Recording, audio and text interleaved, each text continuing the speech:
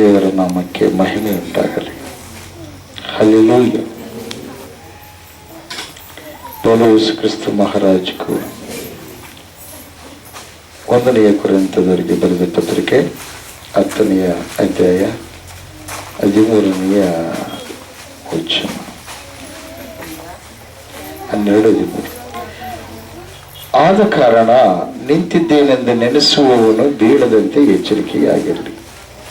ಮನುಷ್ಯರು ಸಹಿಸಬಹುದಾದ ಶೋಧನೆಗೆ ಹೊರತು ಬೇರೆ ಯಾವುದೂ ನಿಮಗೆ ಸಂಭವಿಸಲಿಲ್ಲ. ದೇವರ ನಂಬಿಗಸ್ತನು ನಿಮ್ಮ ಶಕ್ತಿಯನ್ನು ಮೀರುವ ಶೋಧನೆಯನ್ನು ನಿಮಗೆ ಬರಗೊಡಿಸದೆ ನೀವು ಅದನ್ನು ಸಹಿಸುವುದಕ್ಕೆ ಶಕ್ತರಾಗುವಂತೆ ಶೋಧನೆಯಾಗುತ್ತಲೇ ತಪ್ಪಿಸಿಕೊಳ್ಳುವ ಮಾರ್ಗವನ್ನ ಸಿದ್ಧ ಮಾಡುವನು. ಎಲ್ಲ ಗಟ್ಟಿಯಾಗಿ ಚಿಪ್ಪಳ್ತೀನಿ. ಹಲ್ಲೆಲೂಯಾ. ಕೆಲವೊಂದು ಸ್ವಲ್ಪ ಕಷ್ಟ ಬರುತ್ತೆ, ವ್ಯಾಧಿ ಬರುತ್ತೆ, ನೋವು ಬರುತ್ತೆ. ಆದರೆ ಸಹಿಸಿಕೊಳ್ಳುವಂಥದ್ದು ದೇವರು ಕೊಡ್ತಾನಂತ. ಮತ್ತೆ ಅದಕ್ಕಾಗಿ ಇನ್ನು ಬೇರೆ ಮಾರ್ಗವನ್ನು ನಿಮ್ಗೆ ಇಟ್ಟಿರ್ತಾನಂತ. ಅಂದ್ರೆ ಅದನ್ನ ಜಯಿಸುವುದಕ್ಕಾಗಿ ಒಂದು ಮಾರ್ಗವನ್ನ ದೇವರು ತೆರೆದಿರ್ತಾನಂತ. ಅದಕ್ಕಾಗಿ ನೀವೇನ್ ಮಾಡ್ಬೇಕು? ಶೋಧನೆಗೆ ಒಳಗಾಗದಂತೆ ಎಚ್ಚರವಾಗಿದ್ದು ಪ್ರಾರ್ಥನೆ ಮಾಡಬೇಕು. ಹಲ್ಲೆಲೂಯಾ. ಆ ಶೋಧನೆ ಬಂದಾಗ ಬಿದ್ದು ಹೋಗ್ಬಾರ್ದು. ಅಯ್ಯೋ ದೇವ್ರಿಗೆ ಕಷ್ಟ ಕೊಟ್ಬಿಟ್ನಪ್ಪ, ಯಾವ ದೇವರು ಅಂತ ತಿಳ್ಕೊಂಡು ಕೆಲವ್ರು ಏನ್ ಮಾಡ್ತಾರೆ ಗೊತ್ತಾ? ಬಿದ್ದು ಹೋಗ್ತಾರೆ. ಅರ್ಥ ಮಾಡ್ಕೊರಿ, ದೇವರು ಒಳ್ಳೆ ದೇವರು. ಆತನ ಸೃಷ್ಟಿಕರ್ತನಾದ ದೇವರ ಪ್ರೇಯರ್. ಆತ ಎಲ್ಲರನ್ನ ರಕ್ಷಣೆ ಮಾಡಲು ಬಂದಿರುವಂತ ದೇವರು. ಕೆಲವೊಬ್ರು ಕೆಲವೊಂದು ಆಲೋಚನೆ ಉಳ್ಳವರಾಗಿರ್ತಾರೆ. ನಾನು ಒಂದ್ಸಲ ಒಬ್ಬ ದೈವ ಸೇವಕರು ಅವರಿಗೆ ಹಿಂಸೆ ಪಡಿಸಿ ಸಾಯಿಸ್ಬಿಟ್ರು. ಪ್ರಿಯರು, ಹಿಂಸೆ ಪಡಿಸಿ ಸಾಯಿಸಿದಾಗ ಬಹಳ ಕಣ್ಣೀರಿಟ್ಟೆ. ನಾನು ಬಹಳ ಅಂದ್ರೆ ಬಹಳ ದುಃಖಪಟ್ಟೆ. ಬಹಳ ಅಂದ್ರೆ ಬಹಳ ನಾನು ರಾತ್ರಿ ಕೂಡ ಎದ್ದು, ಯಾಕಪ್ಪ ದೇವರೇ, ನಿನ್ನ ಧ್ಯಾನ ಮಾಡಿ ನಿನ್ನ ಬಗ್ಗೆ ಸಾಕ್ಷಿಗಳಾಗಿ ಲೋಕದಲ್ಲಿ ಜೀವಿಸುವಾಗ, ಸತ್ಯದ ಮಾರ್ಗವನ್ನು ಪ್ರಕಟಿಸುವಾಗ ಯಾಕೆ ಅವರಿಗೆ ಆ ಪ್ರಕಾರವಾಗಿ ಹತ್ಯೆ ಮಾಡಿದರು ಅಂಥೇಳಿ ದೇವರನ್ನು ನಾನು ಕೇಳಿದ್ದೆ. ಪ್ರಿಯರು, ಕೇಳ್ತಾನೆ ಇದ್ದೆ. ಕೆಲವೊಂದು ಸರ್ತಿ ನನಗ ಆತ್ಮೀಯರಾದವರಿಗೆ ಕೂಡ ನಾನು ಹೇಳಿದೆ, ಏನಂತ, ದೇವ್ರಿಗೆ ಮಾಡಬಾರ್ದಾಗಿತ್ತು ಅಂತವ್ರು ಇದ್ದಿದ್ರೆ ಇನ್ನೂ ಅನೇಕರಿಗೆ ಏನಾಗ್ತಿತ್ತು, ದೇವರ ವಾಕ್ಯವು ಪ್ರಕಟಣೆ ಆಗ್ತಾ ಇತ್ತು. ಅಂತ ಸಮಯದಲ್ಲಿ ದೇವರು ಮಧ್ಯದಲ್ಲಿ ಬಂದು ಆ ದುಷ್ಟರಿಗೆ, ಸಾಯಿಸುವಂತ ಬುದ್ಧಿಯುಳ್ಳವರಿಗೆ ಶಿಕ್ಷೆ ಕೊಡಬೇಕಾಗಿತ್ತು ಅಂತ ಹೇಳಿ ನಾನು ಕೆಲವೊಂದು ಮಾತಾಡಿದ್ದೆ. ಪ್ರಿಯರು, ಮಾತಾಡಿದಾಗ ಹಂಗೆ ನಾನು ಅದೇ ಒಂದು ನೋವು ನೆನೆಸ್ಕೊಂಡು ನೋವು ಪಡ್ತಾ ಇದ್ದೆ. ಅವರು ದೇವರವರಿಗೆ ತಿಳಿಸಿರ್ತಕ್ಕಂಥ ಸತ್ಯಾರ್ಥಗಳನ್ನ, ಉಪದೇಶವನ್ನು ನಾನು ಕೇಳ್ತಾ ಇದ್ದೆ. ಪ್ರಿಯರು, ಯಾವಾಗ ನೆನೆಸ್ಕೊಂಡ್ರೆ ಅವಾಗ ಕೇಳ್ತಾ ಇದ್ದೆ. ಈ ಪ್ರಕಾರ ಮಾಡ್ತಾ ಇರ್ಬೇಕಾದ್ರೆ ಒಂದು ಸಲ ದೇವರು ಈ 2-3 ದಿವಸದೊಳಗ ಅದ್ಭುತವಾಗಿ ನನ್ನ ಸಂಗಡ ಮಾತಾಡಿದ್ನೆ. ಪ್ರಿಯರು, ಪದೇ ಪದೇ ನೀನು ನೆನೆಸ್ಕೊಂಡು, ಅವ್ರು ನೆನೆಸ್ಕೊಂಡು ನೀನು ಕಣ್ಣೀರಿಡ್ತಾ ಇದೆಯಾ? ಅವ್ರು ನೆನೆಸ್ಕೊಂಡು ನೀನು ದುಃಖ ಪಡ್ತಾ ಇದೆಯಾ? ನೋಡು, ಪ್ರಕಟಣೆ ಗ್ರಂಥ ನಾನು ಹೇಳುವ ಮಾತನ್ನ ನೀನು ಅನೇಕ ಸಲ ಆ ಮಾತುಗಳನ್ನು ನೀನು ತಿಳ್ಕೊಂಡಿದ್ದೀಯಾ, ಓದಿದ್ದೀಯಾ, ಆದರೆ ಜ್ಞಾಪಕದಲ್ಲಿ ನೀನು ಮರ್ತಿದ್ದೀಯ. ಆದರೆ ಈಗ ನಾನು ಹೇಳುವಂಥದ್ದನ್ನ ಕೇಳು. ಆತನನ್ನು ನಾನು ನನ್ನ ಯಜ್ಞವೇದಿಯ ಕೆಳಗಡೆ ನಾನು ಏನ್ ಮಾಡಿದ್ದೀನಿ, ಇಟ್ಟಿದ್ದೀನಿ. ಆತನಿಗೆ ನಾನು ಬಿಳಿ ವಸ್ತ್ರದ ನಿಲುವಂಗಿಯನ್ನು ಕೊಟ್ಟಿದ್ದೀನಿ.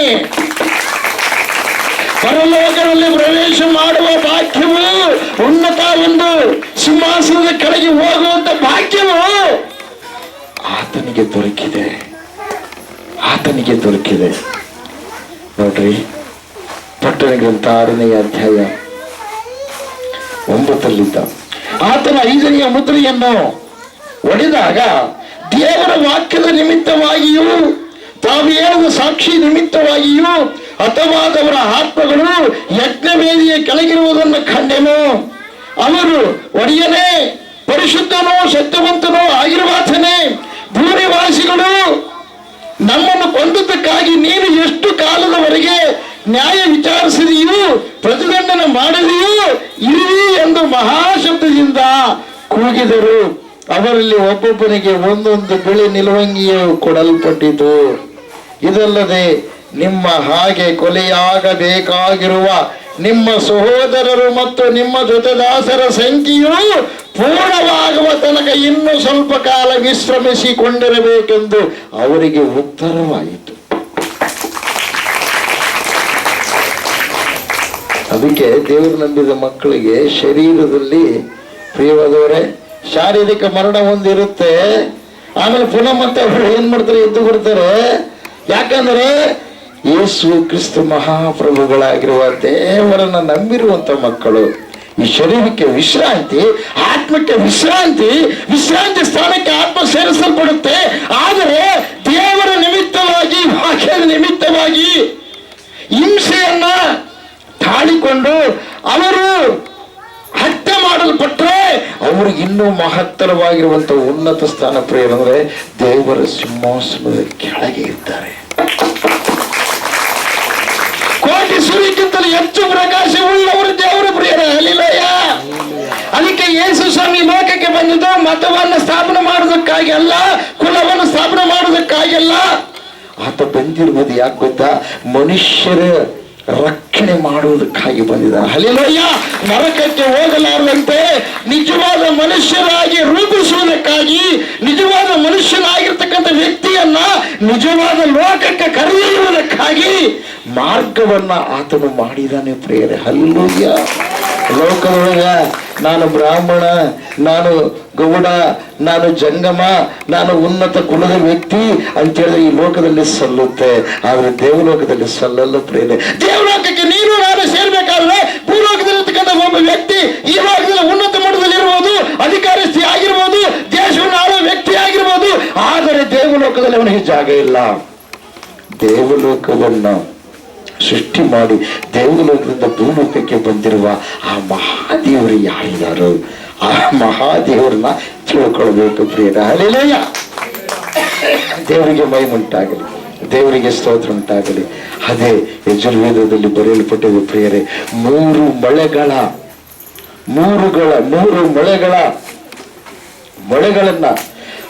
7 ಮುಳ್ಳುಗಳ ಕಿರೀಟವನ್ನು ತಲೆಯ ಮೇಲೆ ಇಟ್ಟುಕೊಂಡು 3 ಮೊಳೆಗಳು ಜಡಿಯಲ್ಪಟ್ಟು ಯಜ್ಞ ಪಶುವಾಗಿ ಲೋಕ ಕಲ್ಯಾಣಾರ್ಥ ನಿಮಿತ್ತವಾಗಿ ಪ್ರಿಯವಾದವರೇ ಯಜ್ಞವಾಗಿರುವ ಮಹಾದೇವೋ ನಿಮ್ಮ ಪಾದಕ್ಕೆ ನಮಸ್ಕಾರ. ಬೈಬಲ್ ಮಾತಲ್ಲ ಪ್ರಿಯರೇ, ಇದು ನಮ್ಮ ಭಾರತ ದೇಶದ ಹೇಳ್ತಾರೆ ಏನಂತಂದ್ರೆ ಈ ಭೂಮಿ ಹುಟ್ಟೋದಕ್ಕಿಂತ ಮುಂಚೆ ಅವು ಗ್ರಂಥ ಇದ್ದು ಅಂತ ಹೇಳ್ತಾರೆ. ಅದನ್ನು ನಂಬೋಣ ಪ್ರಿಯರೇ, ಅದನ್ನು ನಂಬೋಣ. ಬೈಬಲ್ನಲ್ಲಿ ಹೇಳಿರ್ತಕ್ಕಂಥ ಆ ಮಾತು, ಬೈಬಲ್ನಲ್ಲಿ ಹೇಳಿರ್ತಕ್ಕಂಥ ಆ ಸತ್ಯಾರ್ಥ ಕೆಲವೊಬ್ರು ತಿಳುವಳಿಕೆ ಇಲ್ಲದವರು ಅನೇಕ ವಿಧವಾಗಿ ಮಾತಾಡ್ತಾರೆ. ಗೊತ್ತಿಲ್ಲದೆ ತಾವು ಓದುವಂತ ಗ್ರಂಥವನ್ನು ವಿಚಾರ ಮಾಡದೆ ತಿಳ್ಕೊಳ್ಳದೆ ಆ ಮಹಾದೇವರು ಯಾರು, ಸುಟ್ಟಿಕತ್ತ ಯಾರು ಅಂತ ಅರಿತುಕೊಳ್ಳದೆ ಸುಟ್ಟಿಯನ್ನು ಪೂಜಿಸಿ ನಷ್ಟವಾಗ್ತಾ ಇದ್ದಾರೆ. ಒಂದು ದಿವಸ ಭೂಮಿ ಎಲ್ಲ ನಾಶವಾಗುತ್ತೆ ಪ್ರಿಯರೇ. ಅವಾಗ ನಿನ್ನ ಆತ್ಮ ಎಲ್ಲಿ ಹೋಗುತ್ತೆ? ಹಲ್ಲೆಲೂಯ. ಅದಕ್ಕಾಗಿ ಆ ಮಹಾದೇವರು ಎಲ್ಲ ಗ್ರಂಥಗಳಲ್ಲಿ ಆತನ ಆಧಾರಗಳು ಇವೆ ಪ್ರಿಯರೇ. ಪ್ರೀಸೋಣ. ದೇವರಿಗೆ ಮಹಿಮೆ ಉಂಟಾಗಲಿ, ದೇವರಿಗೆ ಸ್ತೋತ್ರ ಉಂಟಾಗಲಿ. ಬೋಲೋ ಯೇಸು ಕ್ರಿಸ್ತ ಮಹಾರಾಜಕ್ಕೂ ಆಮೆನ್. ಅದು ಶ್ಲೋಕ ಕೂಡ ಇದೆ ಪ್ರಿಯ. ದೇವರಿಗೆ ಮಹಿಮೆ ಉಂಟಾಗಲಿ, ದೇವರಿಗೆ ಸ್ತೋತ್ರ ಉಂಟಾಗಲಿ. ಬೋಲೋ Yesu Krista ಮಹಾರಾಜಕ್ಕೂ amen. Hallelujah, hallelujah. ಮನುಷ್ಯರ ಕೈಯೊಳಗೆ ದೇವರು ಸೃಷ್ಟಿಯಾಗಲ್ಲ ಪ್ರಿಯರೇ. ದೇವರು ಮನುಷ್ಯರನ್ನ ಉಂಟು ಮಾಡ್ತಾನೆ. ದೇವರಿಗೆ ಮಹಿಮೆ ಉಂಟಾಗಲಿ. ಚತುರ್ವೇದ ಸಂಹಿತ ಮಹರ್ಷಿ ದಯಾನಂದ ಸರಸ್ವತಿಯವರು ಗ್ರಂಥಸ್ಥ ಮಾಡಿದ್ದಾರೆ. ಅದನ್ನು ಟ್ರಾನ್ಸ್ಲೇಷನ್ ಮಾಡಿರ್ತಕ್ಕಂಥವರು ಪ್ರಿಯವಾದವರೇ ವೇದಗಿರಿ ಪೀಠಾಧಿಪತಿ ಇವರು ಅಚ್ಚ ಹಾಕಿದ್ದಾರೆ ಪ್ರಿಯರೇ. ಹಲ್ಲೆಲೂಯ. ದೇವರಿಗೆ ಮಹಿಮೆ ಉಂಟಾಗಲಿ, ದೇವರಿಗೆ ಸ್ತೋತ್ರ ಉಂಟಾಗಲಿ. ಚತ್ವಾರಿ ಶೃಂಗಾತ್ರಯೋ ಆಶಪಾದ್ವೇ ಶೀರ್ಷೆ ಸಪ್ತ ಅಸ್ತಾಸೋ ಆಸ್ಯಃ ತ್ರಿಧಾ ಬದ್ಧೋ ಋಷಭೋ ರೋರಾಹಿತೆ ಮಹಾದೇವೋ ಮರ್ತ ಆವಿವೇಶ. ಎಲ್ಲ ಗಟ್ಟಿ ಹೆಚ್ಚು ಬಳಸಿ. ಇದು ಬೈಬಲ್ದಲ್ಲಿ ಋಗ್ವೇದದಲ್ಲಿ ಬರೆಯಲ್ಪಟ್ಟಿರ್ತಕ್ಕಂಥದ್ದು. ಇದನ್ನು ತಿಳಿದುಕೊಂಡಿರತಕ್ಕಂಥ ಜ್ಞಾನಿಗಳು ಯೇಸಪ್ಪ ನಂಬಿದ್ದಾರೆ. ಇದನ್ನು ತಿಳಿದುಕೊಂಡು ಅಂಗೀಕಾರ ಮಾಡಿರ್ತಕ್ಕಂಥ ಜ್ಞಾನಿಗಳು ಯೇಸಪ್ಪ ನಂಬಿದ್ದಾರೆ. ಯಾಕೆ ಗೊತ್ತಾ? ಆತ ಮಹಾದೇವರಂತ. ಹಲ್ಲೆಲೂಯಾ. ದೇವರಿಗೆ ಮಹಿಮೆ ಉಂಟಾಗಲಿ, ದೇವರಿಗೆ ಸ್ತೋತ್ರ ಉಂಟಾಗಲಿ. ಇದರ ಅರ್ಥ ಮೂರು ಮನೆಗಳ ಮೇಲೆ ಯಜ್ಞ ಪಶುವಾಗಿ 7 ಮುಳ್ಳುಗಳು, 7 ಮೂಗು ಮುಳ್ಳುಗಳಿಂದ ಕೂಡಿರ್ತಕ್ಕಂಥ ಶಿರಸ್ಸಿನ ಮೇಲೆ ಕಿರೀಟವನ್ನು ಧರಿಸಿಕೊಂಡು ತೂಗಾಡಿದ ಮಹಾದೇವಂತ. ಎಲ್ರು ಗಟ್ಟಿ ಅಂತ ಯಾರ ಪ್ರಕಾರವಾಗಿ ಆಗಿದ್ದಾರೆ ಪ್ರಿಯರು? ಯಾರು ಇಲ್ಲ. ನೀನು ಎಲ್ಲಿ ತಿರುಗಾಡಿ ಹೋದರೂ ಕೂಡ ಮನುಷ್ಯನು ಸ್ವರ್ಗಕ್ಕೆ ಸೇರ್ಬೇಕಾದರೆ ಸ್ವರ್ಗಾಧಿಪತಿಯ ಪಾಪ ವಿಮೋಚನ ರಕ್ತ ಬೇಕು ಪ್ರೇರೆ. ಹಲ್ಲೆಲೂಯಾ. ಅದಕ್ಕೆ ಇಲ್ಲಿ ದೀಕ್ಷೆ ಕೊಡ್ತಕ್ಕಂಥದ್ದು ಬ್ರಹ್ಮ ದೀಕ್ಷೆ, ಪಾಪ ವಿಮೋಚನ ದೀಕ್ಷೆ. ಬ್ರಹ್ಮ ಅಂದ್ರೆ ಸೃಷ್ಟಿಕರ್ತ. ಮಗಳನ್ನ ಮದುವೆ ಮಾಡಿಕೊಂಡ ಬ್ರಹ್ಮ ಅಲ್ಲ, ಸರ್ವವನ್ನು ಉಂಟು ಮಾಡಿದ ಮಹಾಬ್ರಹ್ಮ. ಕಾಮ, ಕ್ರೋಧ, ಲೋಭ, ಮೋಹ, ಮದವತ್ಸರಗಳನ್ನ ಜಯಿಸಿದ ಮಹಾಬ್ರಹ್ಮ. ಆತ ಕುಮಾರನಾಗಿ ಬಂದಿರುವಂತ ಮಹಾಬ್ರಹ್ಮ. ಕುಮತಿ ಅರಿತಾಯುತ ಕುವರಹ. ಹಲ್ಲೆಲೂಯಾ. ದೇವರಿಗೆ ಮಹಿಮೆ ಉಂಟಾಗಲಿ, ದೇವರಿಗೆ ಸ್ತೋತ್ರ ಉಂಟಾಗಲಿ. ಬರುವ ಯೇಸು ಕ್ರಿಸ್ತ ಮಹಾರಾಜರು. ಆಮೇಲೆ ಅದಕ್ಕಾಗಿ ಆತನನ್ನು ನಂಬಿದರೆ ಯಾವ ರೋಗವನ್ನು ಸಾಯಿಸಕ್ಕೆ ಸಾಧ್ಯವೇ ಇಲ್ಲ.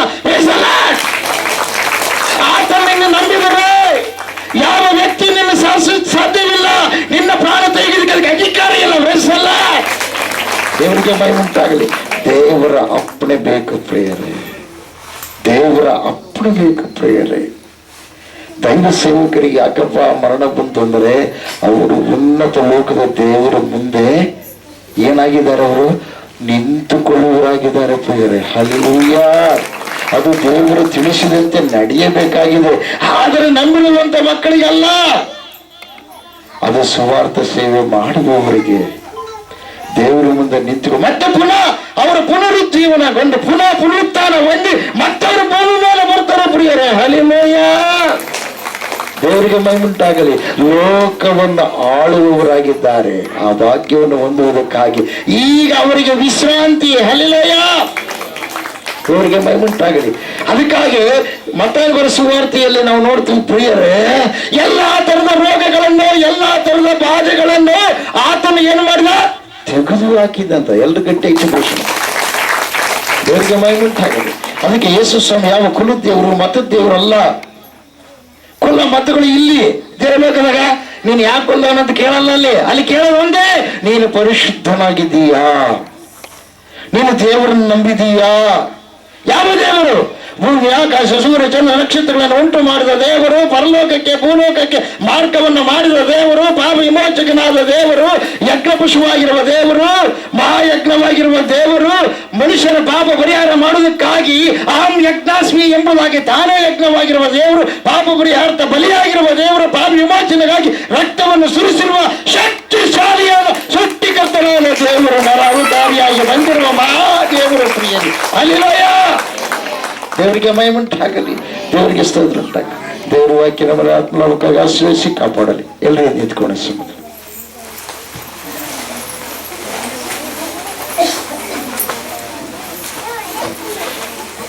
ಹಲ್ಲೆಲೂಯಾ. ಎಲ್ಲರೂ ನಿಂತ್ಕೊಂಡು ಕಣ್ಣುಗಳು ಮುಚ್ಚಿ ಪ್ರಾರ್ಥನೆ. ನಾವು ಪರಿಶುದ್ಧರಾಗಿ ಜೀವಿಸೋದಕ್ಕಾಗಿ ಪ್ರಾರ್ಥನೆ. ನಿಮ್ಮಲ್ಲಿ ಏನು ಲೋಪ ಇದೆ, ಪದೇ ಪದೇ ತಪ್ಪುಗಳು ಮಾಡುತ್ತಾ ಭಯಂಕರವಾಗಿರ್ತಕ್ಕಂಥ ನರಕಕ್ಕೆ ಹೋಗಲಾರದ ಹಾಗೆ ನಿಮ್ಮನ್ನು ಕೇಳ್ತಾ ಇದ್ದೇನೆ. ಎಲ್ಲ ಕಣ್ಣು ಮುಚ್ಚಲಿ, ಕಣ್ಣು ತೆಗೆದು ನೋಡ್ಬಾರ್ದು. ಎಲ್ಲ ಕಣ್ಣು ಮುಚ್ಚು. ಪಾಪಗಳನ್ನು ಒಪ್ಪಿಕೊಂಡು ಬಿಟ್ಬಿಡ್ರಿ. ಪರಿಶುದ್ಧತೆ ಅಂದ್ರೆ ಅರ್ಥ ಏನು? ಪರಿಶುದ್ಧರಾಗಿ ನೀನಿದೆಯಾ? ನಿನ್ನ ಆತ್ಮವೇ ನನಗೆ ಸಾಕ್ಷಿ ಕೊಡ್ತಾ ಇದೆಯಾ? ದೇವರಿಗೆ ವಿರುದ್ಧವಾಗಿರುವಂತ ಪಾಪ ಕಾರ್ಯಗಳೆಲ್ಲ ನೀನು ಬಿಡು. ಎಷ್ಟು ದಿವಸ ದೇವರ ಸನ್ನಿಧಿಗೆ ಬಂದು ಕರ್ತನ ಭಜನೆ ಸಂಸ್ಕಾರವನ್ನು ಹೊಂದಿಕೊಂಡು ತಗೊಂಡು ನೀನು ಏನ್ ಮಾಡ್ತಾ ಇದೀಯಾ? ಮತ್ತೆ ಮತ್ತೆ ತಪ್ಪುಗಳು ಮಾಡ್ತಾ ಇದೆಯಾ? ನಿನ್ನ ಮನಸ್ಸಾಕ್ಷಿ ಇಲ್ಲವಾ? ನಿನ್ನ ಕಣ್ಣೆದುರಿಗೆ ನೀನು ಮಾಡಿರುವ ಪಾಪಗಳು ನಿನ್ನ ಮಕ್ಕಳ ಮೇಲೆ ಉಡಿಯಲಾಗ್ತಾನೆ ದೇವರು. ಜಾಗೃತವಾಗಿರು. ಒಂದು ವೇಳೆ ಸತ್ತರೆ ಎಬ್ಬಿಸಿ ಶಿಕ್ಷೆ ಕೊಡ್ತಾರೆ ದೇವರು. ಯಾಕೆ ನಿನ್ನ ಸಿಟ್ಟು ಮಾಡಿರೋದು? ಪಾಪ ಮಾಡೋದಕ್ಕಾಗಲ್ಲ, ಪಾಪದಿಂದ ಬಿಡುಗಡೆಯಾಗಿ ಲೋಕದೊಳಗೆ ನೀತಿವಂತರಾಗಿರುವ ದೇವರನ್ನ ಪ್ರಚಾರ ಮಾಡೋದಕ್ಕಾಗಿ, ತಿಳಿಸುವುದಕ್ಕಾಗಿ, ಅನೇಕರನ್ನ ಬೆಂಕಿ ಬಾಯಿಯೊಳಗಿಂದ ರಕ್ಷಿಸುವುದಕ್ಕಾಗಿ ನಿನ್ನ ಕರೆದರ ಹೊರತು ನಿನ್ನನ್ನು ನಾಶ ಮಾಡೋದಕ್ಕಾಗಿ ಅಲ್ಲ ದೇವರು ನಿನ್ನ ಈ ಲೋಕಕ್ಕೆ ಕಳಿಸಿದ್ದು. ಪ್ರಾರ್ಥನೆ ಮಾಡು, ದೇವರನ್ನ ಕೇಳ್ಕೋ. ಇನ್ನ ಎಷ್ಟು ದಿವಸ ಕಣ್ಣೀರಿಲ್ವಾ? ಕಠಿಣ ಹೃದಯ ತೆಗೆದಾಕು. ನಿನ್ನ ಆಲೋಚನೆ ವಿಧಾನ ನೀನು ಮಾರ್ಪಡಿಸಿಕೊಳ್ಳಲಾರದೆ ಇದ್ದರೆ ಈಗಲೂ ನಿನಗೆ ಸಂತೋಷ ಇಲ್ಲ, ನಿನಗೆ ಸಮಾಧಾನ ಇಲ್ಲ, ನಿನಗೆ ನೆಮ್ಮದಿ ಇಲ್ಲ. ಯಾಕೆ? ನೀನು ಆರಿಸಿಕೊಂಡಿರುವಂತದ್ದು ನಿನಗೆ ಶ್ರೇಯಸ್ಸ. ನೀನು ಸಂತೋಷ ಪಡ್ದು ಏನು ಗೊತ್ತು? ಇನ್ನೊಬ್ಬರಿಗೆ ವಿಷಪಡಿಸಿ, ಇನ್ನೊಬ್ಬರಿಗೆ ಮಾತಾಡಿ, ಇನ್ನೊಬ್ಬರ ಮುಂದೆ ನೀನು ನಟನೆ ಮಾಡಿ, ಇನ್ನೊಬ್ಬರ ಮುಂದೆ ಪ್ರಿಯವಾದವರೇ ಮೆಚ್ಚುಗೆಯಾಗಿ ವರ್ತನೆ ಮಾಡಿ ದೇವರಿಗೆ ಏನ್ ಮಾಡ್ತಾ ಇದೆಯಾ? ನೀನು ಒಳಗಡೆ ಸಂತೋಷ ಪಡ್ತಾ ಇದೆಯಾ? ಅವ್ರು ನೋವು ಕೊಟ್ಟರೆ ನೀನು ಸಂತೋಷ ಪಡ್ತಾ ಇದ್ದೆ. ಯಾಕೆ ಗೊತ್ತಾ? ನೀನು ಆರಿಸ್ಕೊಂಡಿರುವಂತ ಅಪವಾದಿ ಆಲೋಚನೆ. ಅದಕ್ಕೆ ವಿಚಾರ ಮಾಡಬಾರ್ದು. ಪೂರ್ವಕರು ನಿಮ್ಗೆ ಹೇಳಿದ ಮಾತು ಕೇಳಿದ್ದೀರಿ. ಆದ್ರೆ ನಾನೇನಂತೀನಿ ಅಂದ್ರೆ, ವ್ಯಭಿಚಾರದ ಆಲೋಚನೆಯನ್ನೇ ತೆಗೆದು ಹಾಕರೆ ಮೋಹ ದೃಷ್ಟಿ ನೋಡುವ ಪ್ರತಿಯೊಬ್ಬ ವ್ಯಭಿಚಾರ ಮಾಡಲಿಕ್ಕೆ ಸಮಾನವಾಗಿದ್ದಾನೆ. ಇವತ್ತು ನಿರ್ಧಾರ ಮಾಡ್ಕೊಂಡು ನೀನು ಬದಲಾವಣೆ ಯಾಕ? ನಿನ್ನಲ್ಲಿರ್ತಕ್ಕಂಥ ಬಂಡತನ ಸೋಮಾರತನ ತೆಗೆದಾಕ. ದೇವರ ಮಗಳಾಗು, ದೇವರ ಮಗನಾಗು. ಪ್ರೀತಿಯನ್ನು ವ್ಯಕ್ತಪಡಿಸು. ನಿನ್ನ ದೇಹದಲ್ಲಿ ಇರತಕ್ಕಂಥ ಪಾಪಕ್ಕೆ ಸಂಬಂಧಪಟ್ಟ, ಸೈತಾನಿಗೆ ಸಂಬಂಧಪಟ್ಟಿರ್ತಕ್ಕಂಥ, ಸ್ವಚ್ಛವಾಗಿ ಇರಬೇಕಂತೇಳಿ ಆಸೆ ಪಟ್ಟಿರ್ತಕ್ಕಂಥದ್ದು ಯಾವದಿದೆಯೋ ಇವತ್ತು ನೀನು ಏನ್ ಮಾಡ್ಬೇಕು? ತೆಗೆದಾಕ್ಬೇಕು. ನೀನು ಹೊಸ ಮನುಷ್ಯನಾಗ್ಬೇಕು, ಹೊಸ ಮನುಷ್ಯ ಆಗ್ಬೇಕು. ಪ್ರಾರ್ಥನೆ ಮಾಡು. ಸರ್ವಶಕ್ತಿಯುಳ್ಳ ದೇವರೇ, ಕರುಣಾನಿಧಿಯ ತಂದೆ, ನನಗೆ ಸ್ತೋತ್ರ. ಸ್ಪಷ್ಟವಾಗಿ ನೇರವಾಗಿ ನಮ್ಮ ಸಂಗಡ ಮಾತಾಡಿದ್ದೀವಿ. ನಮ್ಮ ಆಲೋಚನೆ ವಿಧಾನ ಹೌದು ಕರ್ತನೆ. ಈ ಆಲೋಚನೆಯಿಂದಲೇ ಉಪಾಯ ಮಾಡಿ ಅನೇಕ ತರವಾಗಿ ಕರ್ತನೆ ನಿನ್ನಿಂದ ದೂರ ಆಗುವಂತ, ಅಪರಿಶುದ್ಧತೆ ಇದ್ದರೂ ಕೂಡ ಅಪರಿಶುದ್ಧತೆ ಇಲ್ಲದ ನಟನೆ ಮಾಡುವಂತ ಕರ್ತನೆ, ಲೋಕದೊಳಗೆ ಜೀವಿಸುವಂತ ಈ ಪ್ರಕ್ರಿಯೆ ಏನಿದೆ ಕರ್ತನೆ, ಈ ಬಂಡೆಯಾಗಿರುವ ಹೃದಯವನ್ನು ಮೆತ್ತಗೆ ಮಾಡಿಸೋ, ಬದಲಾವಣೆ ಮಾಡಪ್ಪ. ನೀನು ಕೊಟ್ಟಿರುವ ಈ ಭಾಗ್ಯವನ್ನ, ನೀನು ಕೊಟ್ಟಿರುವ ಆನಂದವನ್ನ, ನೀನು ಕೊಟ್ಟಿರುವ ಕರ್ತನೆ ಸ್ವತಂತ್ರವನ್ನ ಅನೇಕರಿಗೆ ಸ್ವತಂತ್ರವಾಗಿ ಉಪಯೋಗಿಸುವ ಹಾಗೆ ನೀನು ನಮ್ಮೆಲ್ಲರನ್ನ ನಮ್ಮನ್ನ ಕಾರ್ಯ ರೂಪದಲ್ಲಿ ನೀನು ಮಾಡಿಸು. ಸ್ತ್ರೀ ಆಗಿರಬೇಕು, ಪುರುಷನಾಗಿರ್ಬೇಕು. ಸ್ತ್ರೀ ಮಾಡೋ ಕೆಲಸ ಪುರುಷನಿಗೆ ಮಾಡಿಸಬಾರ್ದು, ಪುರುಷನು ಮಾಡೋ ಕೆಲಸ ಸ್ತ್ರೀ ಮಾಡಬಾರ್ದು. ಒಂದು ವೇಳೆ ಅನಗತ್ಯವಾಗಿ ಅನಾರೋಗ್ಯ ಪ್ರಕ್ರಿಯೆಯಲ್ಲಿದ್ದರೆ ಅನುಕೂಲಕ್ಕಾಗಿ ಮಾಡಬಹುದೇ ಹೊರತು ಅನಗತ್ಯ ಅದೇ ಒಂದು ಆಲೋಚನೆ ಇರಬಾರ್ದು. ದೇವರೇ, ನೀನು ಯಾವ ಯೋಚನೆ ಮಾಡಿದ್ದೆ, ಯಾವ ಆಲೋಚನೆ ಇಟ್ಟಿದ್ದೆ, ಯಾವ ಒಂದು ಅಪ್ಪ ಪರಿಶುದ್ಧತೆಯಿಂದ ಇರಬೇಕಂತ ನೀನು ಹೇಳಿದ್ದೆ, ಆ ಪರಿಶುದ್ಧತೆಯ ಮೂಲ ಗುಟ್ಟು ತಿಳಿಯಪಡಿಸು ರಾಜ್ಯ. ಕೋಪ, ದ್ವೇಷ, ಕಕ್ಷ, ಅಸೂಯ, ಮತ್ಸರ ಕರ್ತನೆ ಯಜಮಾನನಿಗೆ ಒಳಗಾಗಲಾರದೆ ಜೀವಿಸುವಂಥದ್ದು,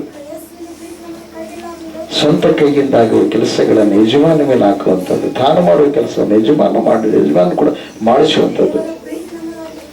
ದೇವರೇ, ಈ ಅವಿಧೇಯದ ಸ್ವಭಾವ ನಮ್ಮ ಮಂದಿರದಲ್ಲಿ ಬರತಕ್ಕಂಥ ಸ್ತ್ರೀಯರಿಗೆ ಯಾರಂತರೂ ಕೂಡ ಇರಲಾರದಂಗೆ ಆ ಸೈತಾನನ ಆತ್ಮವನ್ನು ತೆಗೆದಾಕ.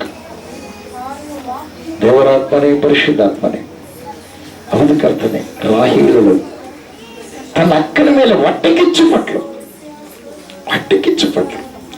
ಆಕೆ ಫಲವನ್ನು ಹೊಂದಲಿಲ್ಲ. ಹೊಟ್ಟೆಯೊಳಗಿರ್ತಕ್ಕಂಥ ಹೊಟ್ಟೆ ಕಿಚ್ಚು ನಿನ್ನನ್ನ ಸಮಾಧಾನ ಇಲ್ಲದಂಗೆ ಮಾಡುತ್ತೆ, ಫಲವಿಲ್ಲದಂತೆ ಮಾಡುತ್ತೆ. ಇವತ್ತು ಕರ್ತನೆ ರಕ್ಷಕನೇ, ಆಕೆಯು ತನ್ನ ಅಕ್ಕನ ಸಂಗಡ ಮಾತು ಬಿಟ್ಟಿದ್ಲು, ತೆರಿಗೆ ಪುನಃ ಮಾತಾಡಿಲ್ಲ. ಅಕ್ಕನ ಹತ್ರ ಕೇಳಿಕೊಂಡು ವಿಧಿಯಂತೆ ಕಣ್ಣೀರಿಟ್ಲು. ದೇವರು ಮಕ್ಕಳು ಕೊಡಿ ಎಂಬುದಾಗಿ ನಾನು ಕೊಡಕ್ಕೆ ದೇವರ ಅಂತ ಕೇಳಿದ. ಅದಕ್ಕಾಗಿ ಪರಿಶುದ್ಧತೆ ಇಲ್ಲದೆ ಫಲವು ಕಾಣಲ್ಲ. ದೇವರೇ, ಆತ್ಮಿಕ ಫಲಗಳು ಬೇಕು ಸ್ವಾಮಿ. ಒಂದು ಆತ್ಮವಾದ ದೇವರ ಸನ್ನಿಧಿ ನಡೆಸಬೇಕು. ನಿನ್ನ ಸೇವಾ ಪರಿಚಯ ಮಾಡೋದಕ್ಕಾಗಿ ಸ್ಥಿರಪಡಿಸು, ಬಲಪಡಿಸು, ಭದ್ರಪಡಿಸು. ನಾವೆಲ್ಲರೂ ಕರ್ತನೆ ನಿನ್ನನ್ನು ಮಹಿಮೆಪಡಿಸುವಂತೆ ಮಾಡು ಸ್ವಾಮಿ. ನಮ್ಮಲ್ಲಿರುವ ಲೋಪಗಳನ್ನು ತೆಗೆದುಹಾಕಿ ಆಲೋಚನೆ ವಿಧಾನವನ್ನು ಮಾರ್ಪಡಿಸು. ನಿನ್ನ ಆಲೋಚನೆ ಉಂಟು ಮಾಡು. ಪರಿಶುದ್ಧಾತ್ಮನೇ ನಮ್ಮನ್ನು ನಡೆಸು. ಹೇಳಿದ ವಾಕ್ಯಕ್ಕಾಗಿ ಸ್ತೋತ್ರ. ನನಸಗಳು ನಮ್ಮ ಮನುಷ್ಯಗಳು ಮಾತಾಡೋದಕ್ಕಾಗಿ ಸ್ಥಿರಪಡಿಸು, ಬಲಪಡಿಸು. ಯೇಸು ನಾಮದಲ್ಲಿ ಬಿಡಿಂದೆ ಬರುತ್ತದೆ. ಆಮೇನ್. ಯೇಸು ಕ್ರಿಸ್ತ ಮಹಾರಾಜಕು. ಎಲ್ಲರೂ ಗಟ್ಟಿ ಚಪ್ಪಳ ಹೊಡೆದು